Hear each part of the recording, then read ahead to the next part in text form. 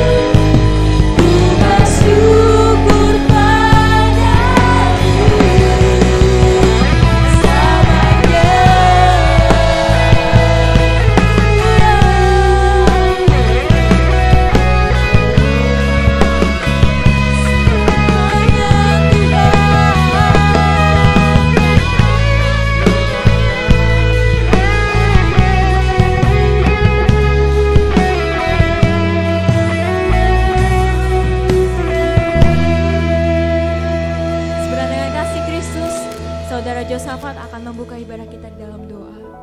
Terima kasih Tuhan, kalau pada hari ini ya Tuhan, pada pagi hari ini Tuhan Yesus, kami dapat berkumpul di tempat-Mu ini ya Tuhan Yesus, untuk memuji, menyembah dan memuliakan nama-Mu ya Tuhan Yesus. Sekarang kami akan memulai ibadah kami ya Tuhan Yesus, dari awal pertengahan hingga pada akhir ya Tuhan Yesus. Pimpin ibadah kami ya Tuhan Yesus, dalam nama Tuhan Yesus, haleluya, amin. Amin. Sudah nyoba bersuka cita pada saat pagi hari ini, amin. Yang bersuka cita, mari sama-sama kita lambaikan tangannya. Kita mau puji Dia, sebab Dia Tuhan yang baik. Dari hari ke hari, berkat Tuhan tidak pernah habis, tak pernah berkesudahan, kasih setiamu Tuhan.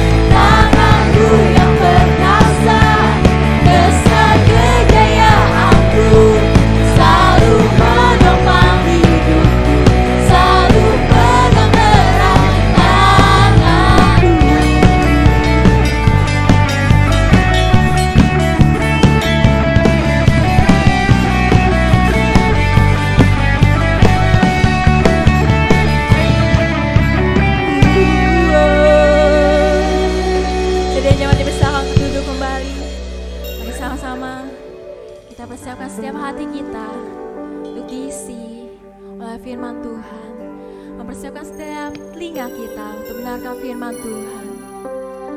Kita mau renungkan kebaikan Tuhan, merenungkan setiap apapun yang Tuhan berikan. Sebab sungguh indah, sungguh besar perbuatan Tuhan, pengorbanannya, kebaikannya.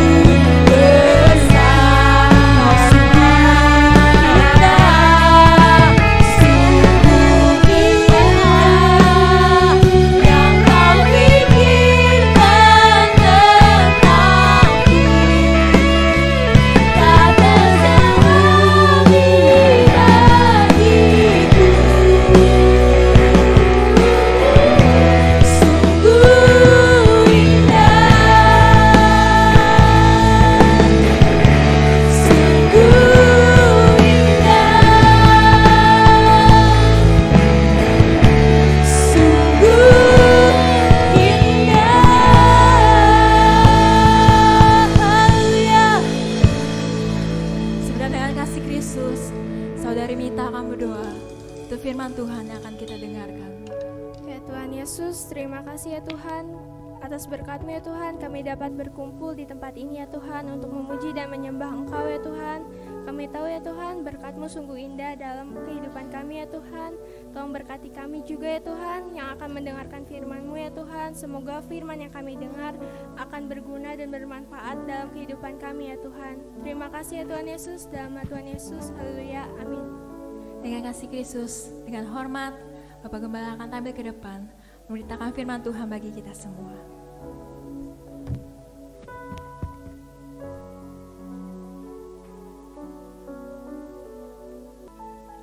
Mari kita akan sama-sama buka Alkitab kita dalam 1 Korintus pasal 15. 1 Korintus 15 ayat 9 dan ayat 10.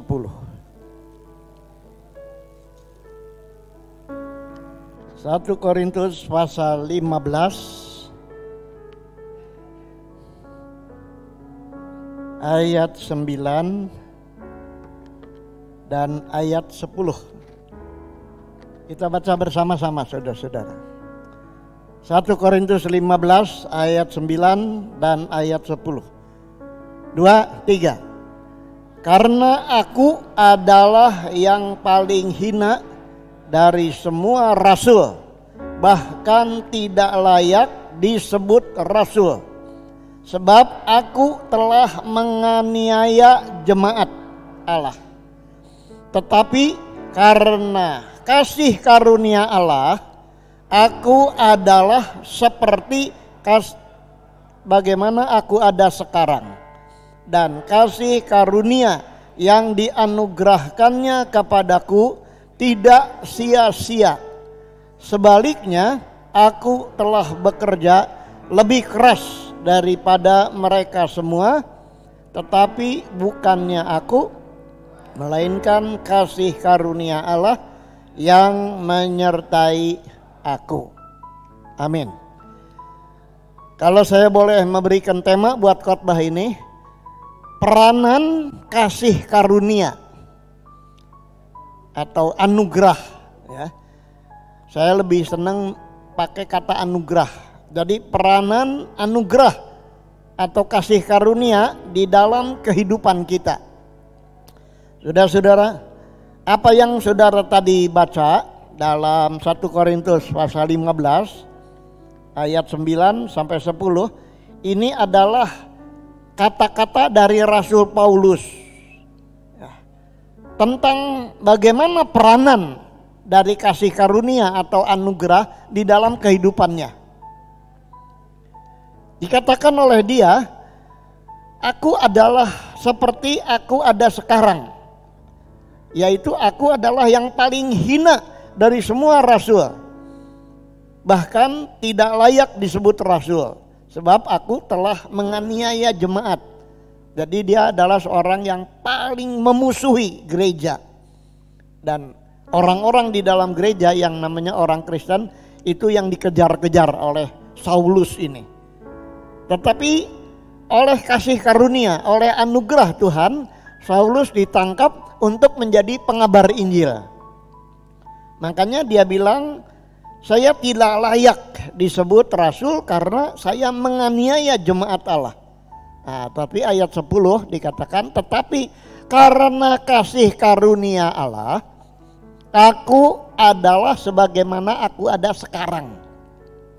Dan kasih karunia yang dianugerahkannya kepadaku tidak sia-sia. Sebaliknya, aku telah bekerja lebih keras daripada mereka semua, yaitu para rasul yang lain. Tetapi bukannya aku, melainkan kasih karunia Allah yang menyertai aku. Jadi di dalam ayat ini Rasul Paulus menyampaikan seluruh hidupnya itu dengan menyatakan bahwa seluruh hidupnya ini dia menggunakan kasih karunia atau anugerah yang menguasai dia. Jadi peranan kasih karunia diakuinya sebagai yang mendominasi hidupnya. Sehingga kasih karunia atau anugerah membuat dia yang tadinya paling benci kepada Kristus sekarang paling membela. Kasih karunia atau anugerah yang tadinya dia pikir itu tidak masuk akal, sekarang dia justru memberitakan tentang kasih karunia. Kekristenan kalau disingkat dengan sebuah kata itu adalah kasih karunia atau anugerah. Saya lihat satu ketika tokoh-tokoh sebuah agama membicarakan tentang agama kita. Enak ya kalau jadi orang-orang Kristen, kalau mati disebut bukan mati, pulang ke rumah Bapak. Kalau mati kayaknya tuh udah pasti masuk surga. Memang sebenarnya itu merupakan kenyataan. Karena apa? Karena kalau kita bisa sampai masuk surga, itu bukan karena jasa-jasa kita. Tapi ada seorang yang sudah mati bagi segala dosa kita. Dia sudah tanggung apa yang harus kita tanggung. Sehingga sekarang kita diangkat atau dipegang oleh Tuhan, dipindahkan dari dalam maut ke dalam hidup. Sekarang kita ada di dalam kasih karunia atau anugerah. Jadi kalau satu ketika kita mati sekalipun, kita dijanjikan oleh Tuhan karena sudah dosanya diampuni, ditanggung oleh seseorang, kita oleh kasih karunia kita diselamatkan. Kita sekarang ada di dalam kasih karunia. Hanya masalahnya sekarang, apakah kasih karunia atau anugerah itu mendominasi hidup kita? Sehingga kita sekarang bisa mengatakan sekarang saya tidak biasa-biasa. Sekarang saya bekerja lebih keras dalam hidup ini. Untuk apa? Untuk membuktikan bahwa saya sudah berubah. Sekarang saya kerja keras justru untuk supaya orang lain bisa masuk dalam kasih karunia. Karena saya sudah yakin masuk surga, maka saya ingin meyakinkan orang lain kalau percaya dengan apa yang saya percaya, kamu juga bisa seperti saya. Itu ringkasannya, saudara-saudara. Jadi jika kita menggunakan kasih karunia sebagai penggerak utama hidup kita, pelayanan kita, usaha-usaha kita di dalam dunia, maka kita akan dapat berubah dari yang terburuk menjadi yang terbaik. Dari penganiaya menjadi orang yang memberitakan Injil. Buktinya Rasul Paulus mengatakan demikian, ya. Aku sekarang menganggap diriku paling hina dari semua rasul yang lain. Bahkan tidak layak disebut rasul. Karena aku adalah dulu penganiaya jemaat. Nah sekarang justru dia ngumpulin orang untuk berjemaat. Dirubah dari musuh menjadi sahabat. Dari orang paling benci menjadi orang yang paling cinta kepada kekristenan. Saudara-saudaraku, nah, sebab itu dari kehadiran jemaat kita dari tadi pagi, saya lihat gereja kita adalah gereja yang menghargai kasih karunia. Saya dapat foto-foto dari gereja-gereja teman-teman saya di luar kota, gede-gede saudara-saudara. Tetapi diisi oleh beberapa orang saja untuk ibadah. Tapi dari pagi tadi saya lihat, ya, tadi pagi hampir tidak ada tempat kosong saudara-saudara. Sekarang masih ada tempat kosong 2, 3. Kebanyakan terisi. Berarti orang sangat menghargai kasih karunia ini. Itu sebabnya bagaimana peranan anugerah Allah. Jadi anugerah atau kasih karunia itu sesuatu yang tidak layak kita terima. Memang masuk surga itu tidak layak kita terima karena kita orang berdosa. Seperti kalau saudara mau ke umpamanya Australia, saudara nggak punya duit. ada seorang bilang kamu pergi saja. Ini tiket pulang pergi, aku sudah tanggung. Nah, untuk ongkos nanti kamu hidup di sana 2 minggu, aku kasih uang. Ini kasih karunia. Gak punya duit, diongkosin pulang pergi. Gak punya duit untuk di hotel di sana makan dan dikasih duit. Ini kasih karunia. Tapi apakah kita gunakan itu tiket? Kita gunakan itu uang yang untuk kita ke Australia itu untuk melakukan sesuatu atau kita simpan. Demikian juga kasih karunia. Dia akan merubah kita dari susah, dari sengsara di dunia ini menjadi orang yang bersukacita di dalam Tuhan. Sebab itu, saudara-saudara, peranan dari apa yang Tuhan beri kepada kita itu bagaimana? Ya. Nah, ada tanda-tanda orang yang menggunakan kasih karunia. Seperti tadi kalau saya suruh seseorang pergi, dia akan siapkan, lalu pada harinya dia akan ambil tas, ya, lalu dia pergi ke bandara, lalu dia terbang. Nah ini tandanya, oh dia sudah pergi, dia gunakan kesempatan itu. Nah, bagaimana kita dengan kasih karunia? Tanda pertama, yaitulah perubahan hidup.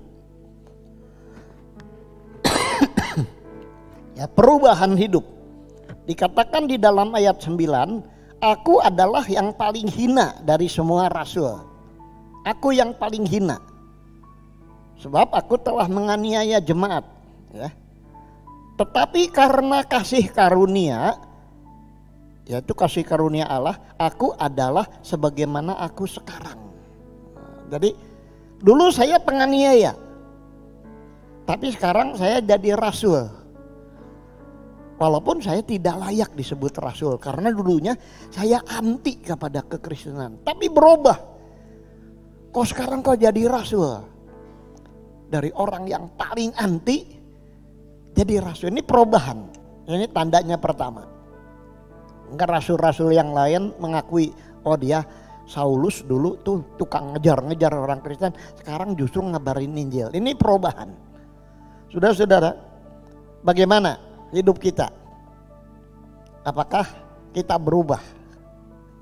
Apakah kita sudah berubah? Gereja kita mengalami perubahan beberapa bulan ini, karena dulu hanya online saja. Tapi sekarang berubah karena ada desakan. Nggak enak hanya nonton orang khotbah. Nggak enak hanya di rumah saja. Saya ingin dengar firman Tuhan. Saya ingin nyanyi bersama-sama. Lalu berbulan-bulan ini kita ibadah seperti begini. Lalu saya lihat orang daftar. Ya memang baru pernah sekarang. Mau ibadah aja harus daftar, saudara-saudara. Ya, ngapain nih pikir. Tapi ternyata kalau dilihat yang daftar tuh selalu penuh, saudara-saudara. Bahkan minggu lalu hanya dikasih izin sebetulnya kurang dari 70. Tapi perjamuan kudus disediakan 90 tuh masih kurang. Kurang 3. Saudara-saudara. Berarti minat ibadah itu luar biasa. Ini perubahan. Walaupun sudah dibatasi, gak bisa ditahan. Tetap orang lebih banyak datang, saudara-saudara. Jadi adanya perubahan. Kalau dulunya kita ibadah tanpa masker aja susah, sekarang pakai masker juga masih mau. Saya khotbah pakai masker betul-betul sesak napas, saudara-saudara. Jadi pakai ini juga susah, pakai masker juga susah. Tapi melihat minat dari saudara-saudara beribadah itu saya jadi semangat, saudara, terbakar. Ya, makanya walaupun saya tidak khotbah seperti tadi pagi, tapi saya tetap hadir. Padahal batasi, saya hanya boleh kebaktian 1 kali. Tapi nggak bisa. Ya. Ada 3 kali ibadah saya terus hanya supaya bisa lihat wajah-wajah saudara. Walaupun tidak kelihatan mulutnya. Hanya ditutup masker, hidungnya tetap terbuka, saudara-saudara. Jadi masker hanya supaya saudara nggak kelihatan, saudara belum sikat gigi begitu, saudara-saudara. Ya. Nah, saudara-saudara, jadi harus ada perubahan di dalam hidup. Tadinya kita mungkin tidak suka suku lain, tapi sekarang cinta suku yang lain. Sama saja, tidak ada beda suku. Ya, seperti kalau orang Cina tuh bangga sekali kalau dia jadi Cina. Tapi kalau dipoyokin, kalau diolok-olok, Cina lu ya, lu Cina loleng, makan babi sekaleng. Kalau nggak habis gua tempeleng. Wah, kita bangga jadi orang Cina, tapi kalau diejek Cina ya, waduh. Tapi sekarang tidak masalah, karena memang dari wajah ketahuan, saudara. Tetapi tetap kita karena Sumpah Pemuda, satu tanah air, satu bangsa, satu bahasa Betawi. Saudaraku, ya kita nggak ada perbedaan sekarang. Makanya saya kalau di Sumatera Utara, karena punya anak angkat orang Batak, saya di sana dianggap sama saja, saudara. Ya, nggak tahu si Donald Sinaga itu kok mau jadi punya bapak angkat orang Cina juga, saya tidak tahu kenapa. Tapi ini ada perubahan, kita tidak pusing, ya, tidak pusing lagi dengan suku. Saya di Ambon tahun 73, saya pulang ke Dengklok, tulis dari sana. Ingin supaya pendeta di Dengklok ini jadi gembala kita jadi. Tapi di sini dikatakan kalau saya ke Ambon waktu itu GBT di sini ditutup, saudara-saudara. Ada kasih yang meliputi hati kita. Makanya bagi Rasul Paulus semua hal itu dasarnya kasih karunia. Baik dia katakan saya dipilih itu karena kasih karunia. Saya dipanggil itu juga berdasarkan anugerah. Kebenaran saya dan pembenaran saya ini juga karena kasih karunia. Saya diampuni juga oleh kasih karunia. Ini semua ada ayat-ayatnya, saudara-saudara. Ya. Keselamatan saya juga bukan oleh usaha saya, tapi oleh kasih karunia. Pengharapan saya, penghiburan saya, dan segala macam yang terjadi di dalam hidupnya itu karena anugerah Allah. Makanya semua hal didominasi. Dia dulu bangga sekali jadi orang Yahudi yang punya hukum Taurat. Tapi dia bilang sekarang aku anggap sampah dibanding dengan yang aku dapat sekarang, yaitu pengenalan akan Yesus. Jadi ada perubahan dari dulu fanatik kepada agama Yahudi. Sekarang dia bilang aku anggap sampah. Berubah. Bagaimana hidup saudara? Apakah kita berubah? Apa kita sama saja?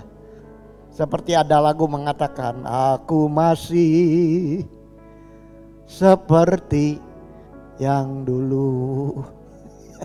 Aku masih seperti yang dulu. Nggak ada perubahan. Marilah kita berubah, saudaraku. Saya sama Pak Pasaribu ya. Kita baru kenal berapa lama ya. Pak Pasaribu juga saya tidak tahu ceritanya bisa jadi ke gereja kita. Saya juga ceritanya belum tahu pasti. Tapi sekarang udah seperti kita bersaudara ya Pak Pasaribu. Gimana? Saya rasanya udah, padahal baru berapa lama kita kenal, saudara-saudara. Ya, ini ada perubahan. Saya harap sekarang kita berubah. Yang kedua tandanya adanya penghargaan yang besar kepada kasih karunia itu. Seperti saya suka kasih contoh. Dulu saya dikasih ballpoint ini. Dari saya punya rektor di Malang, ya, di Lawang. Ini saya tidak beli, tapi saya dapat. Mereknya ini. Terus dikasih nama di sini, ya, diukir nama saya. Karena saya dapat gratis, kasih karunia, saya simpen dengan baik-baik. Saya hargai. Karena apa? Karena saya tidak beli, saya dapat dengan ada namanya segala, saudara.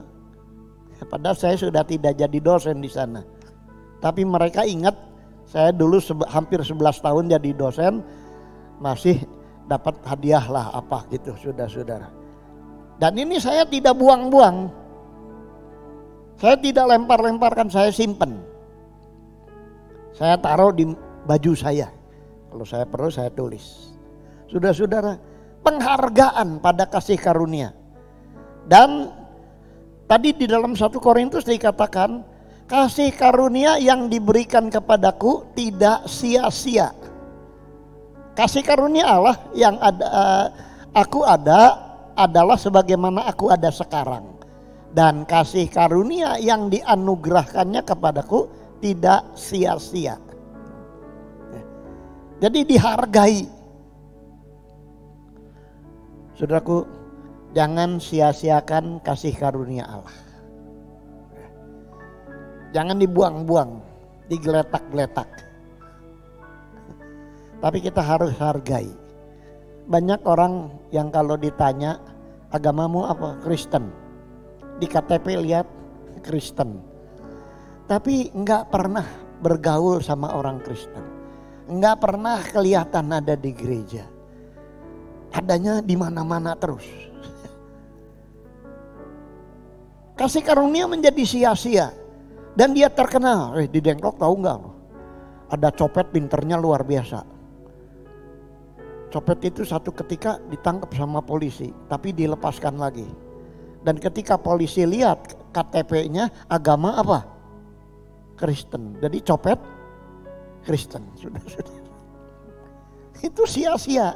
Walaupun mengakui Kristen, tapi anugerah yang diberikan kepada dia sia-sia. Karena tidak dihargai.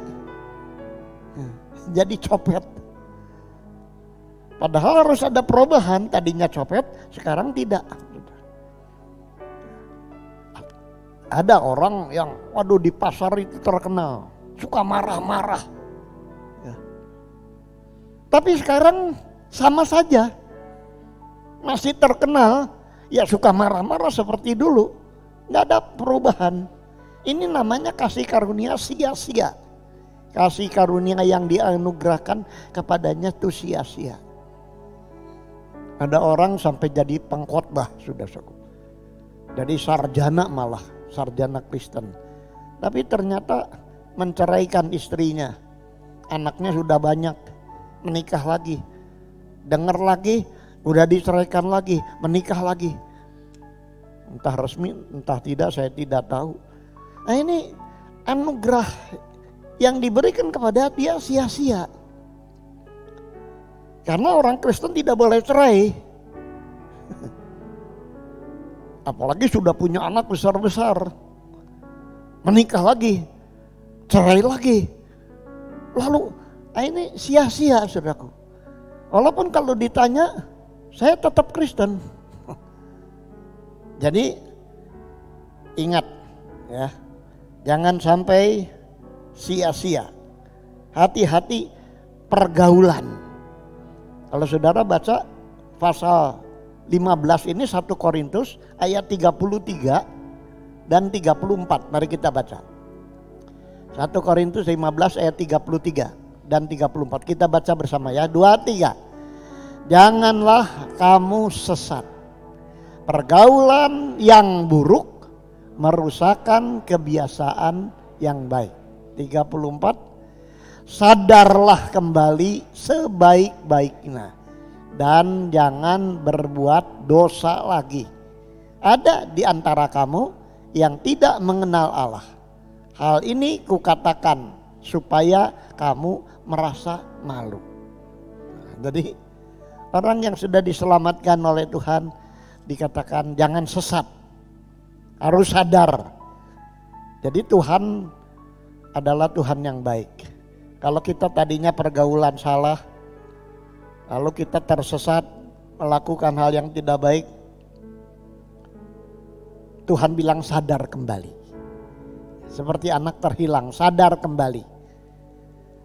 Lalu kembali kepada Bapa. Bapa tetap terima, saudara-saudara. Tapi harus menghargai. Kalau anak terhilang itu kembali kepada rumah bapaknya, dia melakukan lagi sesuatu yang tidak beres, saya kira bapaknya akan usir dia. Tidak akan ada urusan lagi. Tetapi ternyata anak bungsu ini tetap diam di rumah bapak. Ya. Jadi hargai kasih karunia. Nah, saudara yang datang ibadah ini, saya percaya adalah orang yang menghargai kasih karunia. Kalau tidak, buat apa datang? Ya. Yang ketiga, yang terakhir, saudaraku, kembali kepada 1 Korintus 15 ayat 10. Karena kasih karunia Allah aku adalah sebagaimana aku ada sekarang, dan kasih karunia yang dianugerahkannya kepadaku tidak sia-sia. Nah, yang ketiga, sebaliknya aku telah bekerja lebih keras daripada mereka semua. Tapi bukannya aku, melainkan kasih karunia Allah yang menyertai aku. Yang ketiga, tandanya orang menghargai kasih karunia, yaitu hidup bergairah dan bersemangat dalam menyelesaikan atau menghasilkan sesuatu. Jadi ada suatu gairah, ada suatu semangat untuk melakukan sesuatu. Makanya Paulus bilang, sebaliknya aku telah bekerja lebih keras daripada mereka, rasul-rasul yang lain. Dia bekerja lebih keras. Karena apa? Karena ada gairah. Ada semangat yang memotivasi dia untuk dia melakukan lebih dari rasul-rasul yang lain. Ini tanda ketiga. Orang yang menghargai kasih karunia itu punya gairah, punya semangat dalam melakukan sesuatu. Saya hampir 74 tahun. Berapa bulan lagi umur saya 74. Tapi gairah saya tidak habis. Saudara boleh tanya kepada yang tinggal di sini, Pak Kartono atau anak-anak. Kalau sudah waktunya kerja, saya ambil pedang atau ambil apa, saya kerja di belakang. Karena Tuhan kasih tanah ini untuk dikerjakan. Saudaraku, saya melakukan apa saja. Saya nyapu atau saya melakukan sesuatu. Kalau tidak saya baca atau saya nulis atau berdoa. Pokoknya ada saja yang saya lakukan, saudaraku. Jadi saya tidak kehilangan semangat. Hubungan dengan istri biasa seperti biasa, saudaraku. Hanya memang tidak seperti umur 25 dong, betul tidak? Umur 74 bagaimana bisa nyamakan sama umur 25? Ya. Tapi hubungan tetap bagus. Artinya ada semangat terus, ada gairah terus di dalam hidup ini. Ini tandanya yang ketiga, ya. Aku bekerja lebih keras dari mereka semua. Apa yang saya kerjakan waktu saya muda, saya kerjakan tetap sampai sekarang, saudara. Makanya saya dibatasi sekarang, hanya boleh khotbah kali dalam 3 ibadah. Sebetulnya kalau hati saya tidak mau begitu. Saya kalau 3 kali, mauin 3 kali khotbah, saudara-saudara. Tapi karena usul-usul, ya, jangan om 3 kali. Jangan papa 3 kali. 1 kali saja cukup. Ya sudah. Bukan karena saya malas. Ya. Tapi karena memang dibatasi. Saya tidak boleh ngotot seperti zaman dulu. ya. Karena mereka kasihan juga kepada saya. Tapi semangat saya, gairah saya tetap saudaraku. 3 kali kebaktian, 3 kali saya harus khotbah. Saya mau khotbah. Tapi mengingat protokol kesehatan, ya kan? Mengingat kasihan mereka, nanti kalau ada apa-apa siapa yang disalahkan? Kita diam aja. Jadi gairah semangat saya tidak berubah, saudaraku. Terus terang saja. Ya. Itu sebabnya mari kita juga semangat. Saudara yang umur-umur masih di bawah 50 apalagi. Jangan kita bilang, kok loyo? Kan ada dulu ya gitu. Kok loyo? Loyo itu apa, saudaraku? Kehilangan semangat, ya, nggak bergairah lagi. Saya harap tadi kita ada rapat sebentar, saudaraku, tentang Natal. Apa Natal mau diadain apa tidak? Diputuskan tetap ada. Hanya tidak seperti zaman dulu, ya. Sekarang Natal pakai masker. Nggak pernah kan dari zaman dulu Natal pakai masker, saudaraku, ya kan? Jaga jarak. Cuci kaki lagi. Cuci apa? Natal yang kayak dibatasi. Apalagi anak-anak, yang kasihan tuh anak-anak. Tadi saya lihat anaknya Sandi, ya. Waktu kita sudah kebaktian selesai, ada dia di atas telepon, ya, dan nangis-nangis ya, sudah. Karena tidak ada ibadah anak-anak, sudah. Kasihan sekali. Saya harap kita doa supaya anak-anak juga bisa beribadah. Ya, mari kita berdiri bersama-sama. Kita akan menyanyi lagu terakhir tadi apa? Sungguh besar. Kita nyanyi kornya aja. Sungguh besar pengorbananmu bagiku, terlalu dalam untuk dimengerti. Sungguh besar,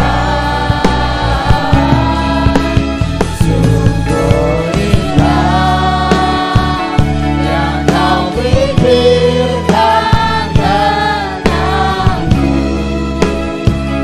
tak terserangi hatiku. Sungguh indah, kali lagi, sungguh besar. Sungguh besar pengorbananmu bagiku, terlalu dalam untuk dimengerti.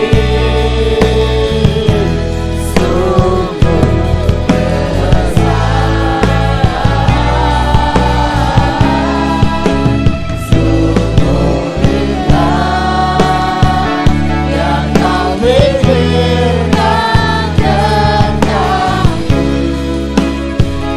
tak terserangi hatiku. Sungguh indah. Saya minta Sandi untuk berdoa.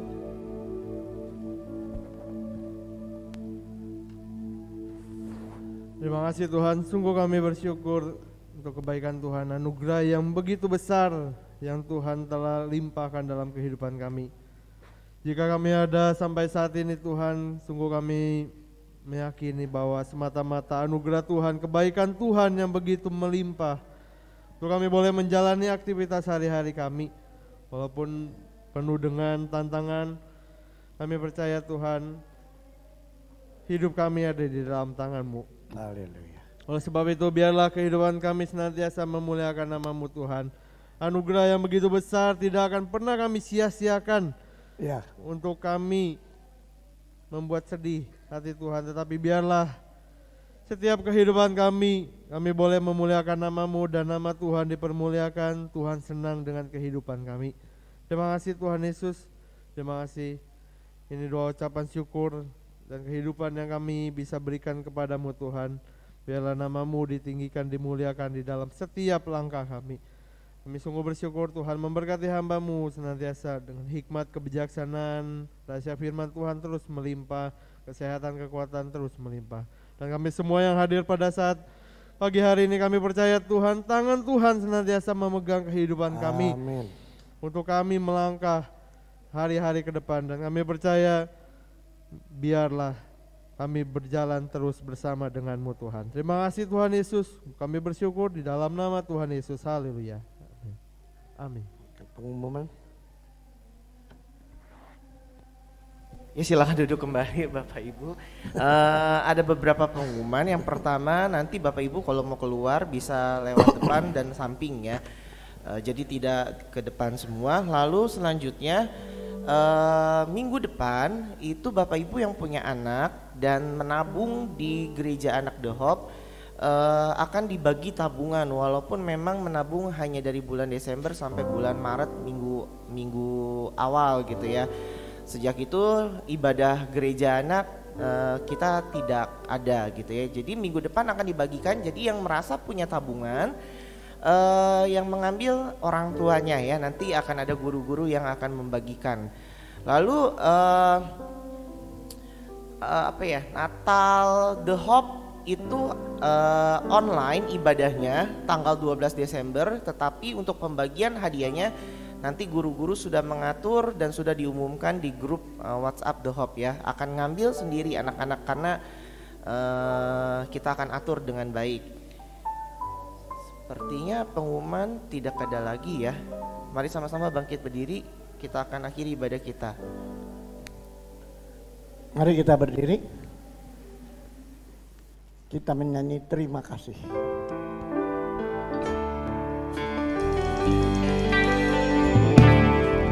Terima kasih Tuhan untuk kasih setiamu yang Kau alami dalam hidupku. Terima kasih Yesus untuk kebaikan-Mu sepanjang hidupku. Terima kasih Yesusku, walau anugerah yang Kau beri Bapa ini, Tuhan adakan syukur bagimu. Saudara-saudara kekasih-kekasih Tuhan Yesus, tadahkanlah tangan imanmu serta terimalah berkat, yaitu kasih karunia dari Tuhan Yesus Kristus, kasih sayang dari Allah Bapa kita di surga, serta persekutuan dengan Roh Kudus yang akan memberikan kepada kita semangat, gairah, kesembuhan ilahi, bahkan penyertaan dari mulai pagi ini sampai Tuhan Yesus Kristus datang kembali. Kita tutup ibadah raya ini demi nama Tuhan Yesus Kristus. Dan semua kita yang percaya berkata, amin.